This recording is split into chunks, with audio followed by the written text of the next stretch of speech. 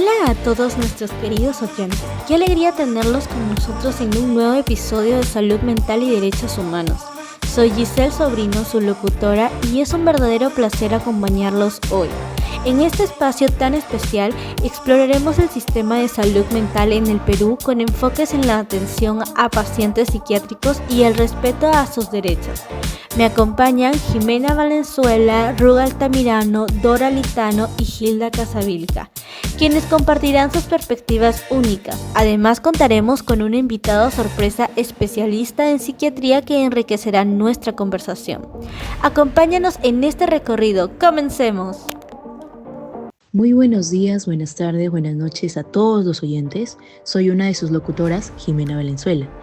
Podríamos comenzar diciendo que en el Perú se han dado importantes pasos para fortalecer el respeto de los derechos de las personas en condiciones de salud mental. La normativa vigente, como el artículo 2, inciso 1 de nuestra Constitución, reconoce la dignidad humana como un valor fundamental. A ello se le suma la Ley General de Salud número 26/84-2, que respalda la importancia del consentimiento informado como una base para toda la atención médica.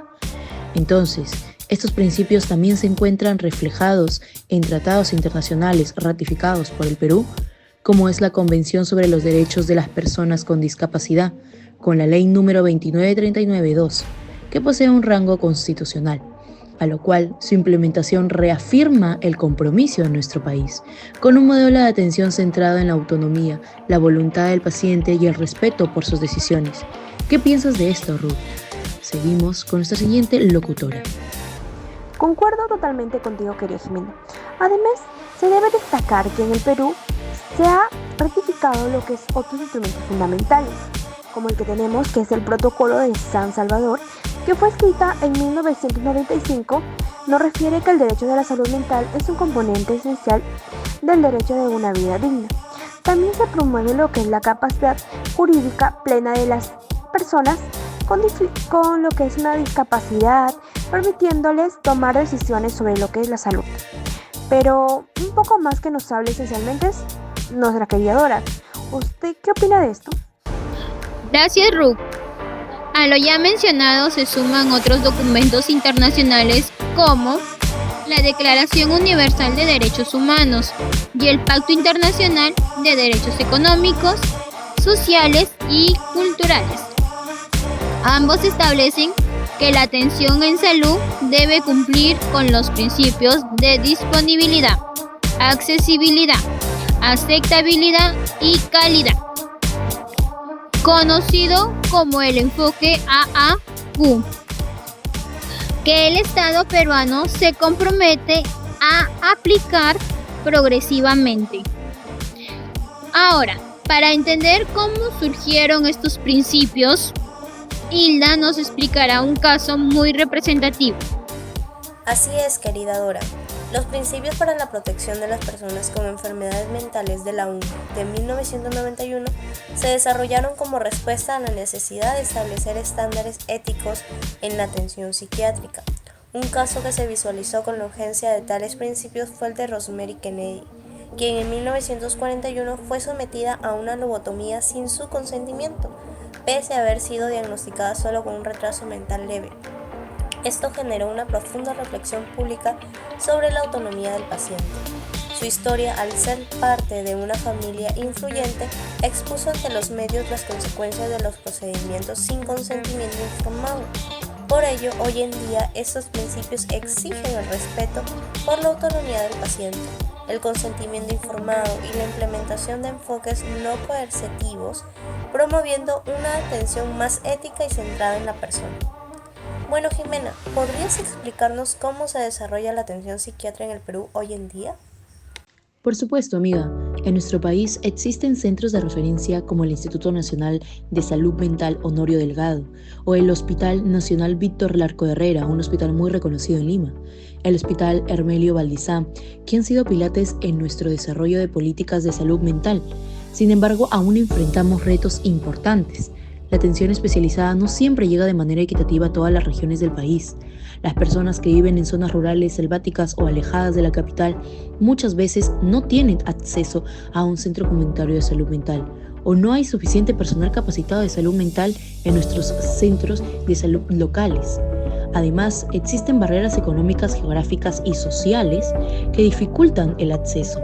La accesibilidad aún no es suficiente para muchos peruanos, lo que genera brechas importantes que debemos seguir trabajando para cerrar.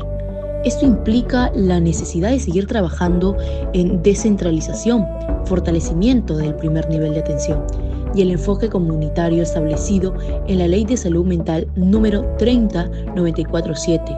Ahora sí, chicos, escuchamos la opinión de nuestro invitado especial, el doctor Eduardo Javier Céspedes Palacios, médico psiquiatra. Hay muchas deficiencias en el sistema de salud mental peruano. Dentro de todas las deficiencias que hay, el marco legal aún no está bien delimitado. Hay muchas excepciones, hay muchas contradicciones en el marco legal que tienen que ser mejor estudiadas para poder implementar leyes precisas para este tipo de casos que son tan singulares, ¿no?, de cada paciente con una condición mental. Lo que te estaba comentando con respecto a los pacientes con retardo mental, los pacientes psicóticos, la ley especifica el tema del internamiento. No tiene que ser necesariamente voluntario del paciente, sino también tiene que haber consentimiento informado del familiar para pacientes que no están en condiciones de tomar sus decisiones por sus propios medios. El problema ¿cuál es? Es que en la reforma de salud mental se está tratando de desinstitucionalizar a los pacientes y tratando de evitar que se generen o que funcionen los hospitales psiquiátricos. El problema es que tenemos una población tanto civil como médica que aún tiene un estigma con respecto a los pacientes de salud mental. Entonces, lo acabas de escuchar con la doctora. Tenemos un paciente hospitalizado en el servicio de medicina y en el servicio de medicina no lo quieren tener y lo derivan a un hospital o a una unidad psiquiátrica netamente. ¿Me entiendes? La reforma de salud mental implica que si un hospital tiene una categoría de nivel 3 para arriba, el hospital tiene que recibir pacientes de condiciones de salud mental. ¿Me entiendes? Pero ese tipo de cosas no se dan hasta el día de hoy porque aún hay estigma y desconocimiento. Entonces, pretender hacer el cambio brusco va a chocar tanto a los mismos familiares, porque hay familiares que están acostumbrados a hospitalizar a sus pacientes por periodos prolongados y decirles que ya no se puede hacer eso, que la hospitalización es máximo 20 días, máximo 40 días, les choca y más bien van en tu contra, van a atacarte a ti como médico que eres malo, que no quieres atenderlos o qué sé yo. Como también cuando quieres hospitalizar a un paciente en un hospital general, el resto de médicos del mismo hospital general van en tu contra porque te dicen que debería estar en un hospital psiquiátrico. Entonces, la reforma de salud mental tiene que ser integral, progresiva, va a tomar mucho tiempo en cambiar la mentalidad de los pacientes, probablemente generaciones incluso, en la mentalidad de los pacientes y la mentalidad del mismo personal de salud.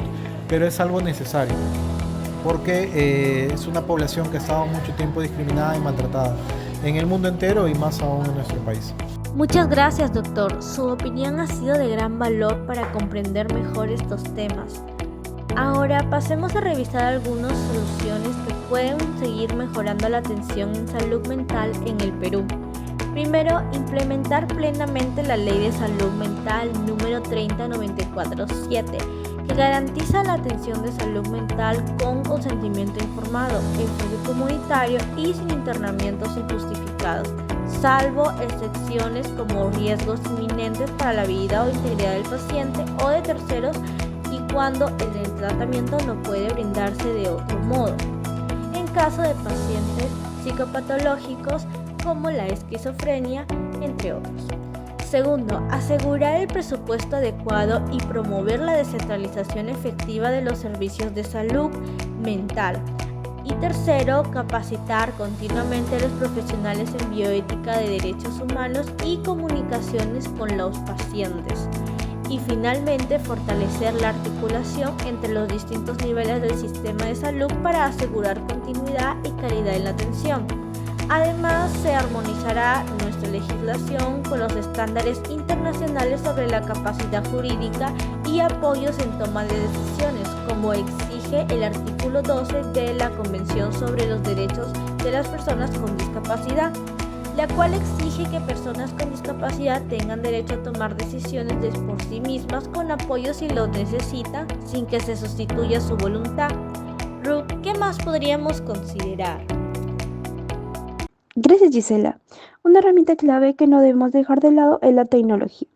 Las historias clínicas eléctricas pueden registrar de forma clara el consentimiento informado, el monitoreo remoto que va a permitir supervisar la comunicación entre los tratamientos de manera no invasiva y las plataformas digitales accesibles que eso nos puede servir como una especie de comunicación y consulta, especialmente con lo que son personas que viven zonas alejadas o zonas rurales. De esta manera, la invocación se va a convertir en una alianza para fortalecer la confianza entre lo que son nuestros pacientes, las familias y el sistema de salud. Excelente punto, Ruth. Reanudamos el podcast conmigo, Dora. La salud mental no debe ser vista como una cuestión de caridad, sino de justicia social y de derechos fundamentales. Es momento de que el respeto, la autonomía y el acceso equitativo sean los pilares de toda política pública en esta materia. Justamente, querida Dora, recordemos que cada persona merece una atención digna, con respeto a su integridad y su voluntad. Humanizar el sistema no es una opción, es una necesidad. Totalmente de acuerdo, Hilda. Como lo recuerda el artículo 7 de nuestra Constitución, toda persona, incluso con condiciones de salud mental, tiene derecho a recibir atención digna, accesible y sin discriminación. Porque después de todo, seguimos hablando de seres humanos como tú y como yo. Hoy, más que nunca reafirmamos, no hay salud sin libertad, no hay salud sin dignidad y no hay salud sin derechos humanos.